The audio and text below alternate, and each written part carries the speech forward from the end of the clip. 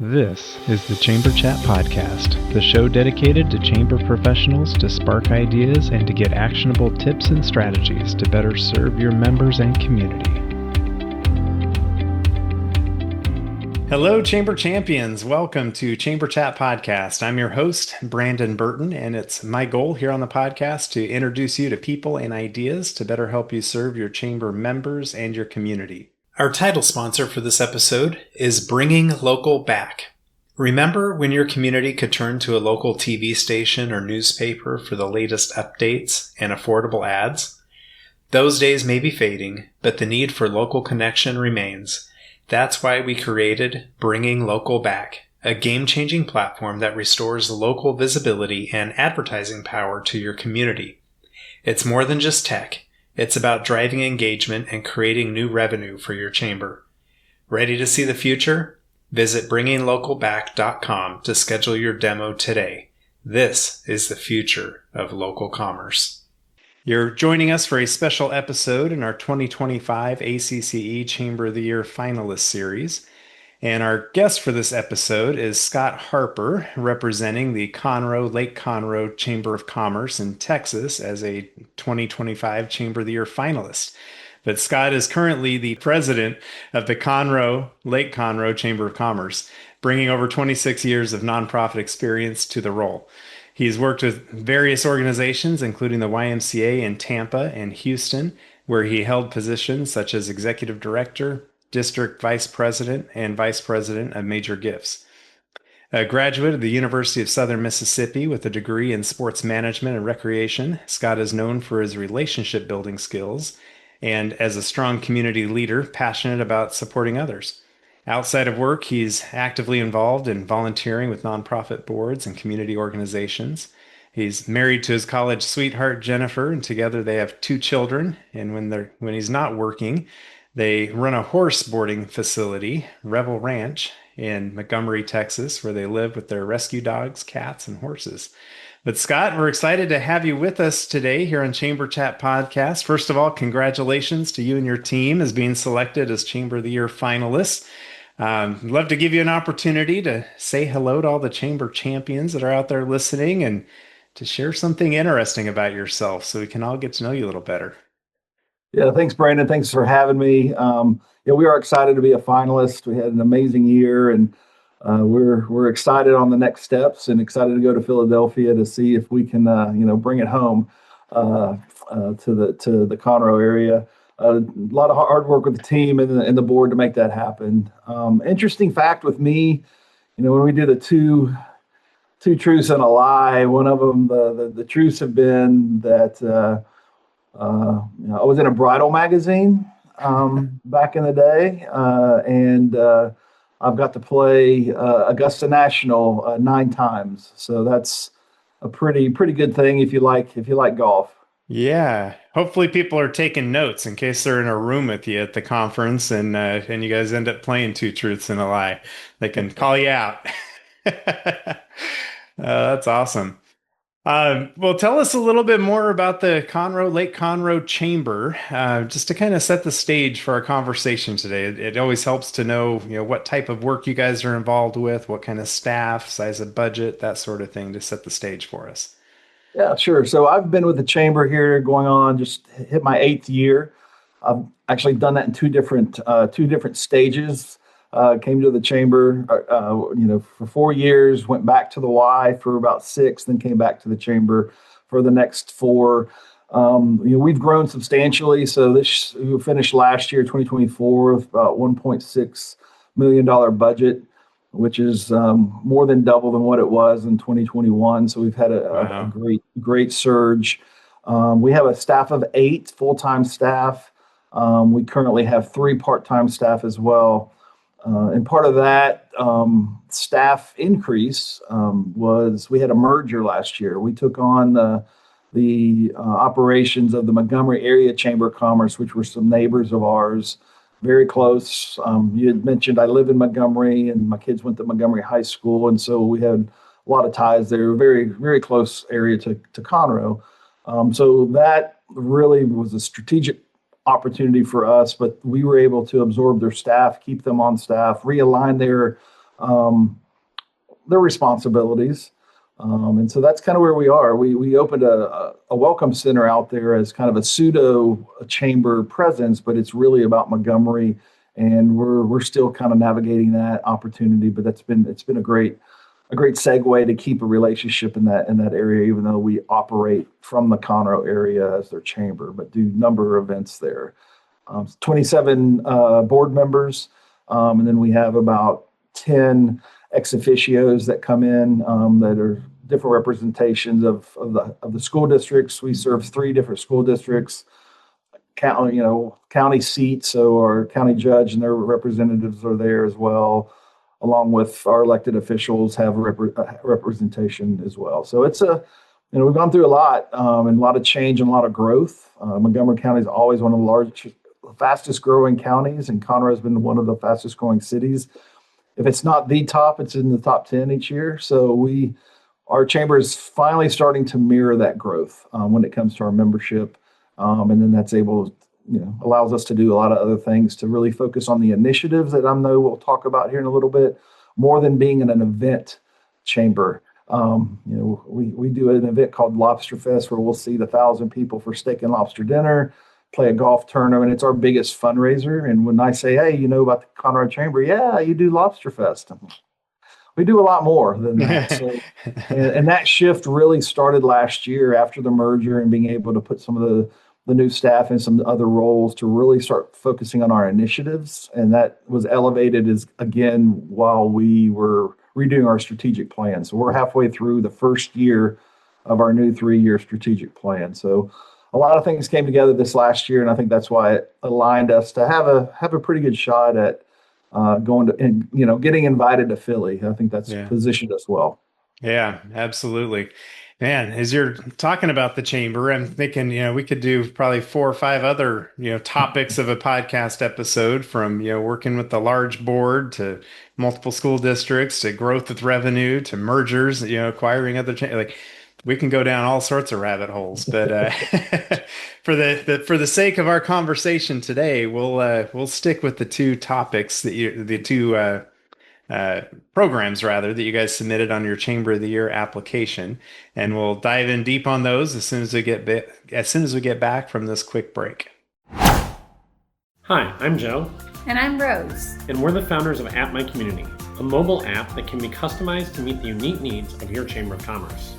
When we started App My Community, we envisioned a tool that would help communities thrive by simplifying communication and enhancing engagement. Chambers of Commerce face unique challenges, and we're here to help you tackle them. App My Community helps the Evergreen Area Chamber of Commerce to create an app that keeps tourists informed even when their office is closed. They provide 24/7 access to local business information, which helps support the local economy and community engagement. In Rocky Mountain House, we helped the Rocky Chamber create an app with dynamic itineraries and digital resources for tourists, increasing local business engagement. The app has become an essential tool for the community, promoting events and boosting visibility for local merchants. Today, we empower more than 200 chambers of commerce, campgrounds, and RV resorts to streamline communication, informing members about events, sharing business updates, and providing a digital hub for the community, all in one convenient app. When you partner with App My Community, our team works closely with you to create an app that meets your chamber's unique needs. As your community grows, our app evolves with you. We are here to ensure you engage effectively with your members and streamline your operations. Schedule a demo today at appmycommunity.com. We can't wait to meet you. Are you ready to take your organization's funding to the next level? Hi, I'm Clint Neesmith, CEO of Resource Development Group. As a Chamber of Commerce or economic development organization leader, I know you understand the value of working with experts who understand your world. And that's exactly what RDG does best. For over 30 years, RDG has specialized in fundraising for EDOs and chambers. We bring cutting-edge strategies tailored to your organization, whether you're just starting out or gearing up for yet another new funding cycle. Importantly, our firm executives are hands-on from start to finish, from the feasibility study to the successful conclusion of your fundraising campaign, and our team brings deep industry roots and national expertise to every engagement. No matter the size of your community, RDG delivers data-driven, innovative revenue solutions, reinforcing ROI to investors and making sure your vision becomes reality. At RDG, we proudly build organizations that build communities. Visit us today at rdgfundraising.com and let us partner with you, building a stronger future for your organization and the community you are working to grow and develop. All right, Scott, we're back. As I mentioned before the break, on these Chamber of the Year finalist episodes, I'd like to dive in on the programs that you guys submitted on your Chamber of the Year application. I don't know if you have a preference on which of the two programs you want to address first and to kind of target first, but I'll let you make the call on which of those two programs you want to cover first. Yeah, I think, well, I mean, they're both very, very important and serve two different huge needs in our community. But I think we'll start with the Youth to Career Fair first. And then we'll shift to the other one that we're going to actually highlight at the showcase in Philadelphia. A Youth to Career Fair was actually a model that was done by an area chamber over in the College Station, Bryan area.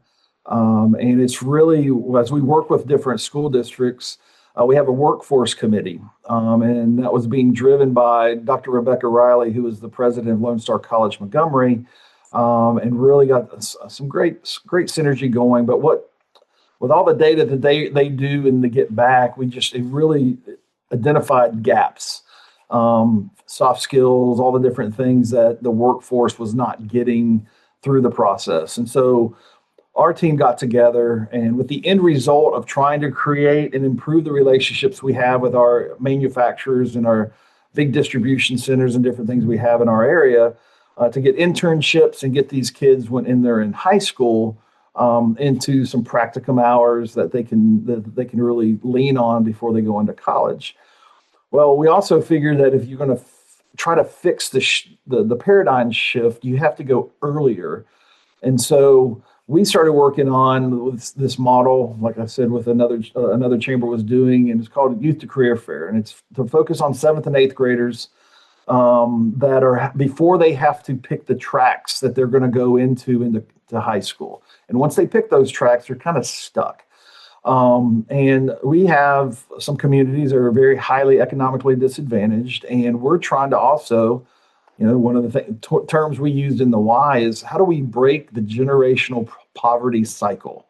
Some of these kids, they don't have the resources. They might be seeing grandmother and granddad doing a certain thing, and then their parents did the same thing, and then they figure, well, I have to do that because that's what all my family is doing. And we're trying to just dangle a different carrot of motivation that there are different things out there. So we host a job fair every January and bring all of our vendors in, and they're there looking for their employees. And so in the fall, it's still a job fair, but we call it Youth to Career Fair. And what they do is, instead of interviewing, they are actually bringing all their tools and all the different things that they use in their job. So the robotic welding mechanism, all the EMS brings out, they bring out the motorcycles, the horses, the SWAT stuff, the firefighters bring out the training gear, and the kids are able to replicate how heavy a hose gets as the further it goes. And so they're able to do those things, cut locks off of gates,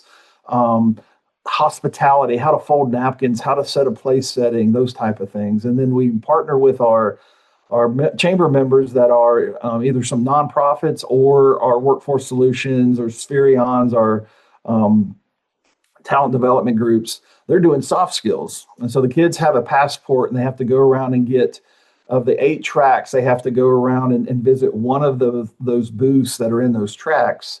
And then at the soft skills, they have to look somebody in the eye and talk to them. They have to shake their hand. They have to talk about appropriate dress, where they have little cutouts laying on the table, and you build a professional look. If you're, and like you put a suit on, if you're going to this type of interview, what you should wear. And they put the suit on them and did different things. And it's really interactive. It's really cool. The feedback from the teachers once the kids get back and what they start talking about was amazing. And just one quick example that changed the first year to the second year was the robotic welding group that came out, and it was all guys standing there. And that's who he brought. none of the girls in the class, and we were running about 1,300 kids through this in one day. And Wow. so none of the girls stopped. And so the next year he brought two female welders that he has. It just didn't work out schedule wise. And that was an amazing shift because then girls were going to talk to them. And he's like, she's my best welder. And so she was out there recruiting these young girls, saying, "Hey, this is what I do. These are the things I made." And it really changed the concept in the field there. And then in the hospitality side, one of our local hotels actually put the list of their names of how many graduates from that high school now work there professionally.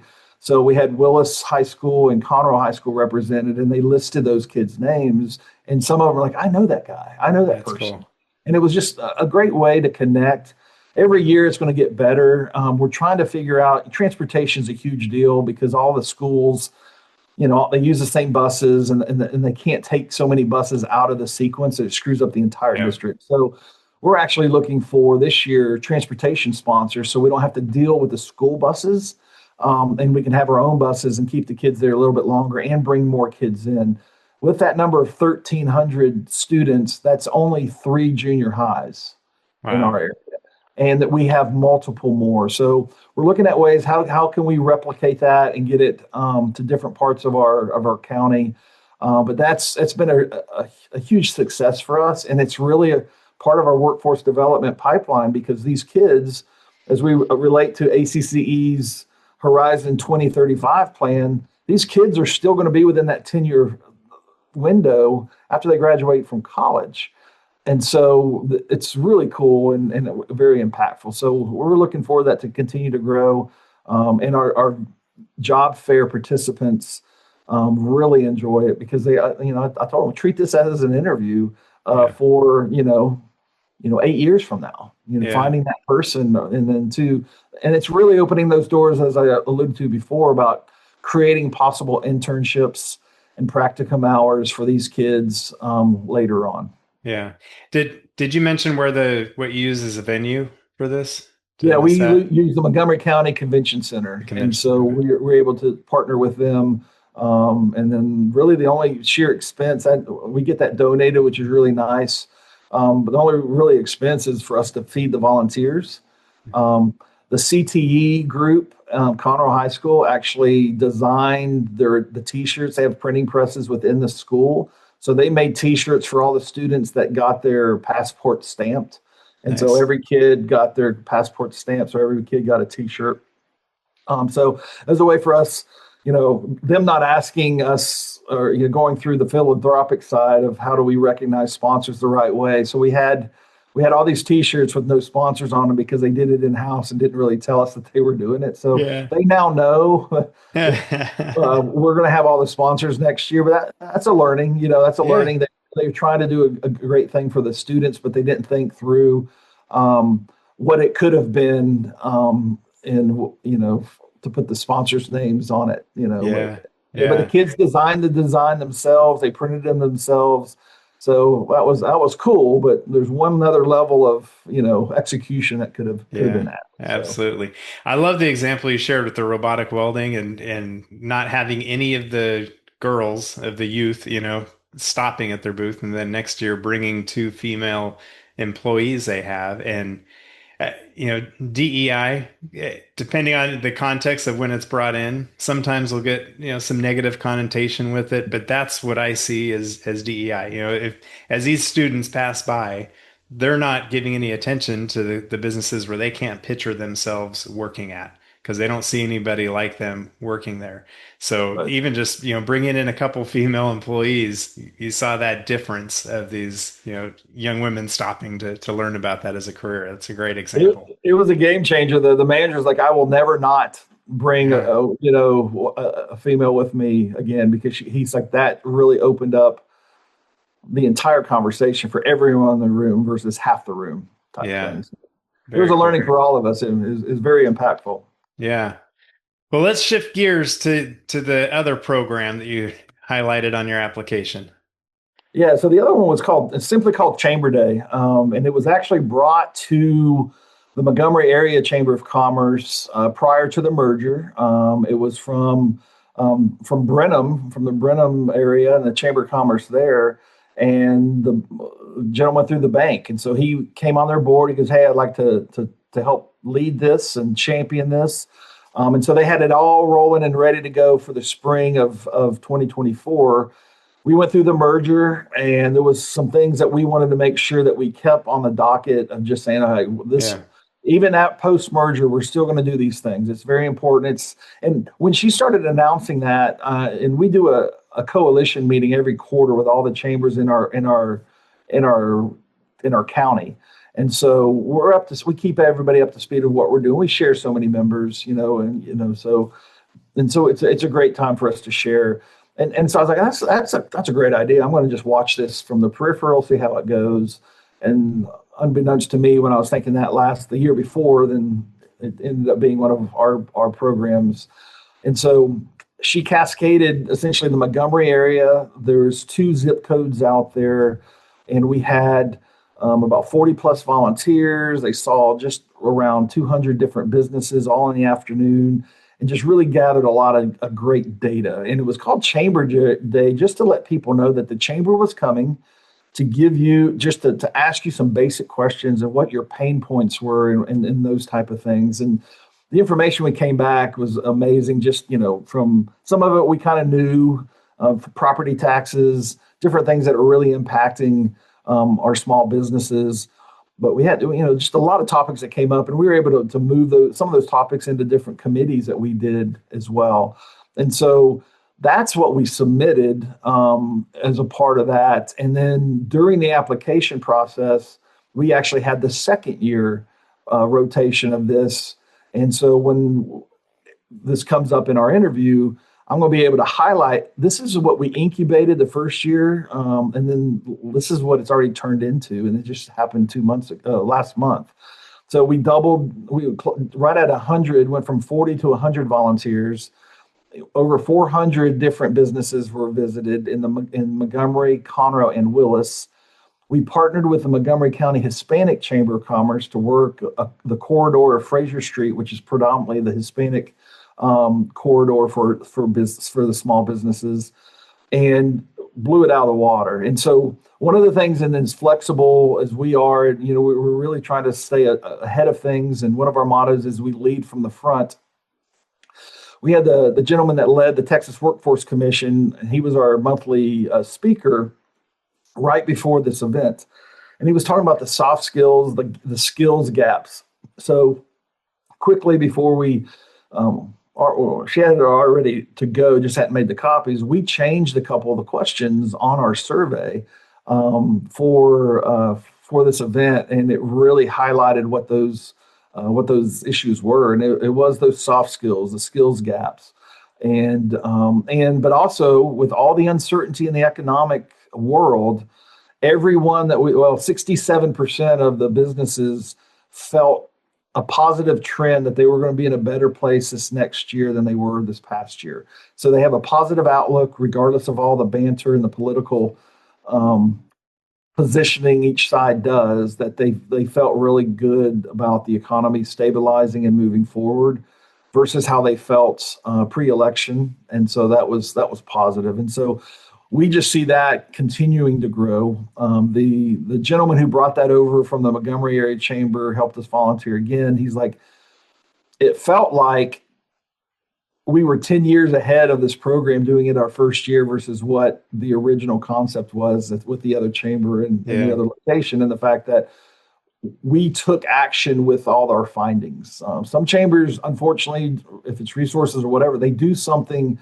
in theory to check a box to say, yes, we did this to help the community. But if you don't follow through with it and act on the information you have, it's not really impactful. And so we don't check boxes, we get things done. And now this, taking this information and giving it to another committee we have with our professional business development group, and that we do monthly educational seminars. And so now we're looking at these skills gaps and what are the leading ones that we need to bring some more specialized speakers in to talk about.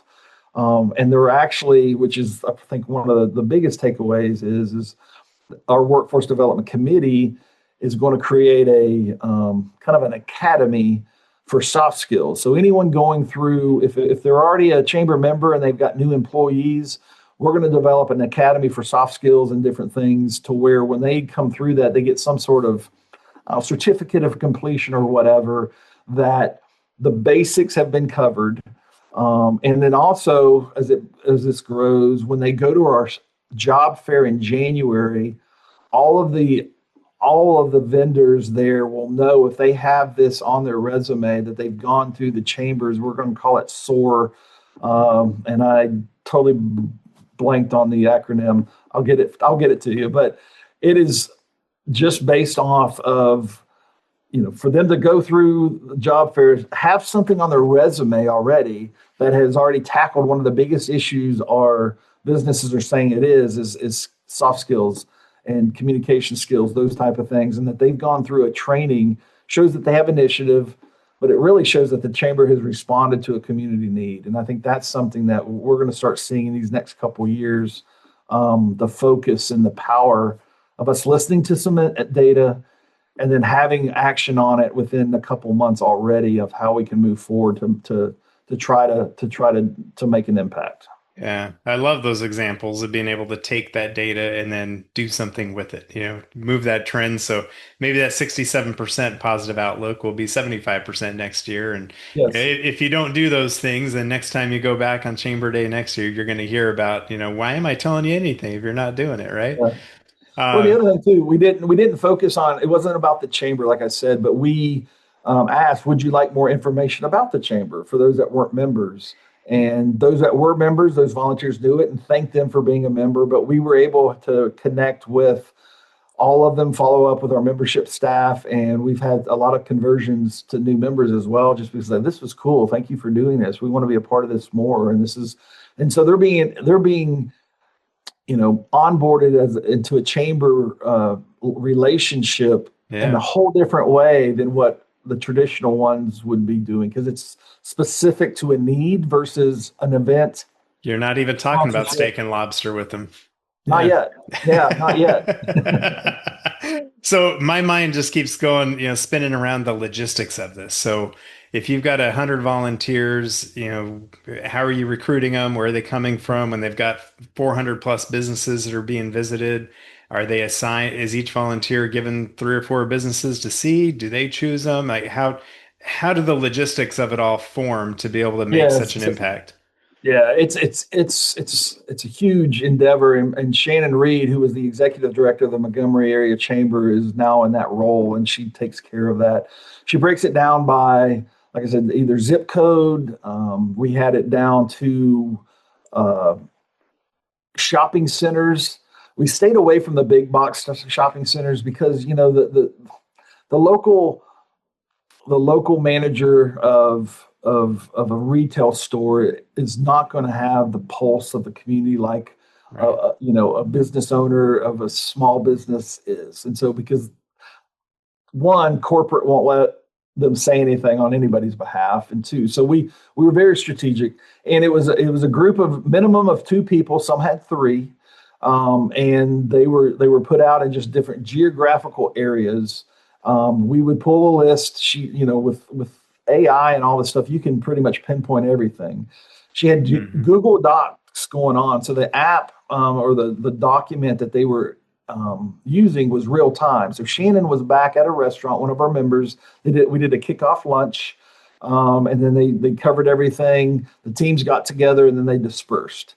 And so as they're doing each of the interviews, there's a scribe and an interviewer, and the scribe is just clicking yes, no, and then getting any of the information that they need to do it, and it's automatically being embedded into Shannon's master file. And then they gave them a kind of a time limit, and they were able to go through that and get as many as they can during that time limit. Some went longer, some went shorter, because some people like to talk. And a great example, it's a great example, but a sad example, is our friends from the Montgomery County Hispanic Chamber. He's like, Scott, I couldn't leave in my first. He goes, I was there 45 minutes, and he was telling me that the owner Conroe PD had just pulled somebody into the restaurant parking lot and pulled them over just because it was a speeding violation. Yeah. Had nothing to do with the restaurant, had nothing to do, but with this Mexican restaurant, not saying they do or do not have undocumented workers for them. When they showed up to work, they thought they were being raided by ICE. Yeah. So they didn't come to work. And she didn't have any workers, and she had to turn people away. And in the Hispanic community, it's very family oriented. And Miguel, the president of the Montgomery County Hispanic Chamber, he's like, I had to sit there and talk to her.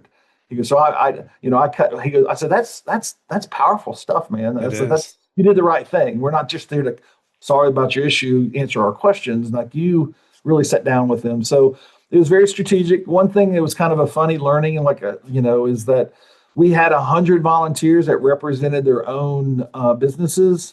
We didn't even survey them. And so we would have been 500 businesses versus the 400 something if we would have just interviewed and asked the same questions to our volunteers. So we're going to do that next year. It's there you go. All this learning, right? Yeah. It was right in front of us. It was right in front of us. And then we didn't even ask. So, and then we had some other ones from the hospitals. Doctors are not available. So can we do some subset special events to get their data, get their feedback? And then in the industrial park and the tech park, you could get past the security guard. So could we get the HR directors in a room prior to this or directly after that and do that? And then everybody, after they were done by a certain time, they had a 30-minute window to get back to the same restaurant. We had a social hour. We talked about the results since they were real time. And then she extracted all that, put a report together. And then we have that ready to go to kind of show the before and after of first year, second year impact of this event, all coming from a merger. And, and the biggest takeaway too, is the other chambers in our community want to do this as well. And so we're going to do literally Chamber Day of Montgomery County in the next year or two and have all that information. And we'll break it down by precincts for the different commissioners we have. We can break it down by service area, by a chamber, by school district, whatever. But what a powerful tool to give our elected officials and say, hey, these are the pain points for the entire county. And these are the ones specific to the district that are a little bit different than somebody else's. And this is what the chambers are doing to combat that issue. And that's some synergy there when you can start doing that. And so having us incubate that first, we're very proud of that. And that's why we submitted that. But as it continues to grow, it's going to be a countywide, and hopefully maybe other chambers would want to get on board as well, because it's so impactful. It's part of the cultivation tool for our current members, but also a recruitment tool for future members. Yeah. Well, I'm sure it's going to be a great presentation at ACC as you dive into that even more with the details. And I imagine at the kickoff lunch, there's maybe some, base level of training or some sort of, here's how the Google Doc works. And like you said, the interviewer and recorder and doing all that. So that's a great program that drives huge impact. So that's awesome. As we start to wrap things up, Scott, I wanted to ask on behalf of listeners who are wanting to take their organization up to the next level, what kind of tip or action item would you suggest for them as they work towards that goal? Yeah, I had the opportunity of presenting at TCCE this last week, and was one of the last presenters on Monday. And the focus and what I gave the audience there, and they so much positive feedback of people like, oh my gosh, it's so easy, it's right in front of us. And it just really goes back to the relationships. How are you developing your relationships? How are you nurturing the relationships? And how do you cultivate those and steward those to move forward to make them stronger? I gave the example of all the area chambers in our area, in our immediate area, north of us, and then also southeast of us. Every one of those chambers had leadership changes. And ours didn't, in the fact that I think there was just a different level of relationship, understanding what our priorities are. Nothing's personal. We're working together to do those things. But, our membership growth, the upgrade trend that we have, and just, the credibility that we continue to gain when it comes to, being a finalist of ACCE, being an accredited chamber, a 5-star accredited chamber, me going through the IOM program, those things create credibility. And then if you follow up that with the credibility, with just being genuine and talking to people and learning who they are and about them. And we don't sell memberships anymore. We invite people to be a part of who we are, and we don't list all of our benefits up front, and because I think we can become very heavy on this is how we do it, what we do, but we never ask them, how can we help you? And so that's our first out of the box. Once we get to know them a little bit, how can we help you and your business grow?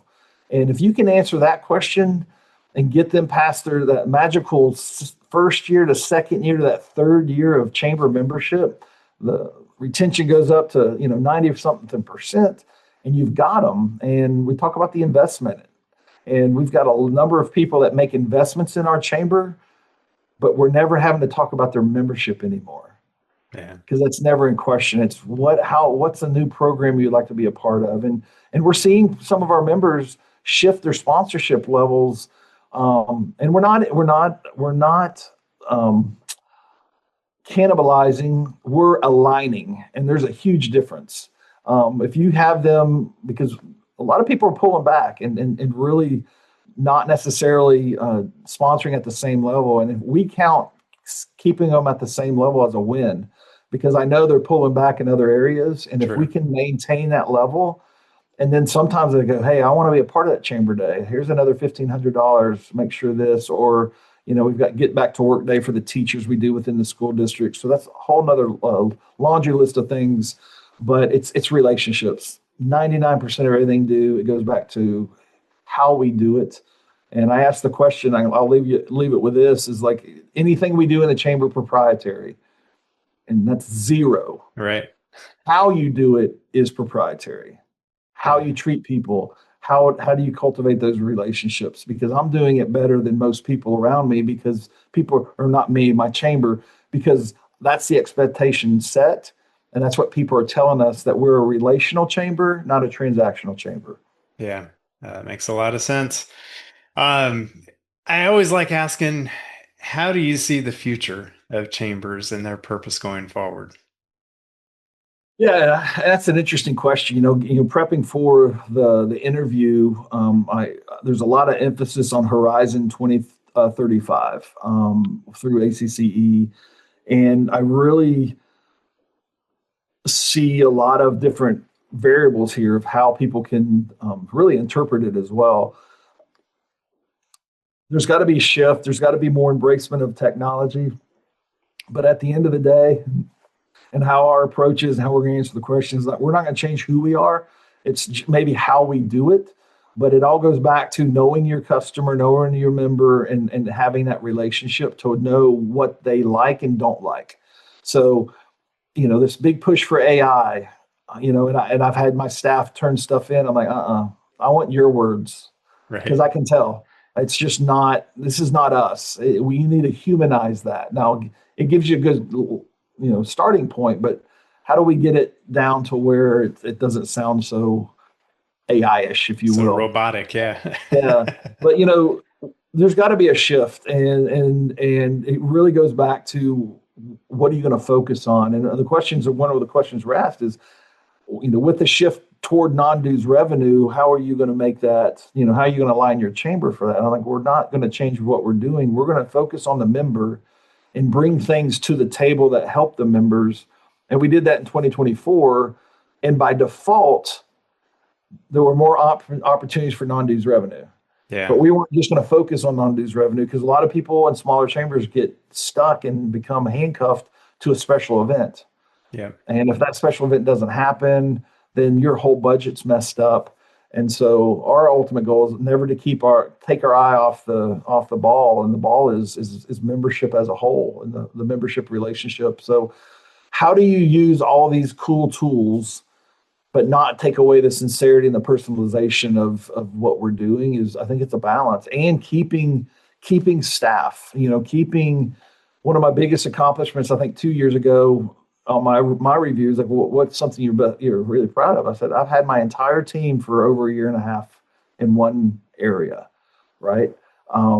That's huge. When you go into the second year of an event person, and they've been through our events before, it gets easier. They're focused on some other things. Yeah. But it's going to evolve. But I also think when you blow everything down, boil everything down, people still like to get handwritten letters.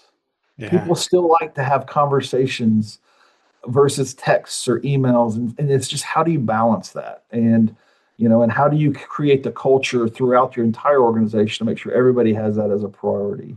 So yes, it's shifting, it's changing, but that relationship is still the core. And how do you manage that? And without taking the personal touch off of it. I like that. Going back to the relationships. Can't preach it enough. So Correct. Yeah. Well, Scott, before we let you go, I wanted to give you an opportunity to share any contact information for listeners who may want to reach out and connect and learn more about how you guys are doing things there at the Lake Conroe Chamber. Specific to the programs or in general, what would be the best way for them to reach out and connect with you? Yeah, so all of our information is on our website, and that's www.conroe.org. Or they can simply reach out to my email. I'd be happy to answer any emails and get them any information that they would like. And that's simply Scott with 2 T's, H@conroe.org. That's perfect. Those are the best ways. We'll get that in our show notes for this episode as well to make it easy. But Scott, this has been great having you here on Chamber Chat Podcast with us. I wish you and your great team the best of luck as Chamber of the Year, and good luck in Philadelphia. Thank you, sir. I appreciate it. Thanks for this platform, and thanks for what you do for the Chamber community. If you are a Chamber professional, please subscribe to Chamber Chat Podcast in Apple Podcasts, Google Podcasts, or Spotify. When you subscribe to Chamber Chat Podcast, new episodes will show up in your podcast app each week as they are released. If you're finding value in this podcast, please leave us a rating and a review in iTunes. But most importantly, please share Chamber Chat Podcast with your colleagues that are in the industry.